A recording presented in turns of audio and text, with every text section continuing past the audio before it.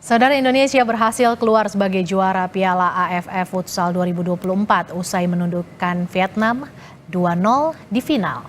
Duel final Piala AFF Futsal 2024 digelar di Terminal 21 Nakhon Ratchasima, Thailand. Laga berjalan 7 menit, skuad Merah Putih unggul lewat sontekan Muhammad Saifullah dari jarak dekat. Memasuki menit 39, armada Hector Souto sukses menggandakan skor. Tendangan Rizky Javier mengantarkan Indonesia keluar sebagai juara. Ini merupakan gelar kedua bagi Indonesia setelah yang pertama diraih pada 14 tahun silam.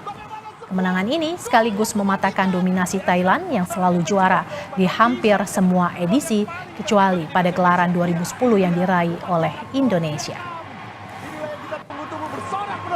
Indonesia 2-0 sekarang. Karena kalau dia berhasil menjaga gawang, satu outfield player akan bebas. Betul. Ini agak tricky juga ya bagi mereka. Kali ini kesempatan. Kita lihat. Saudara, Kompas yang masih akan kembali sesaat lagi, tetaplah bersama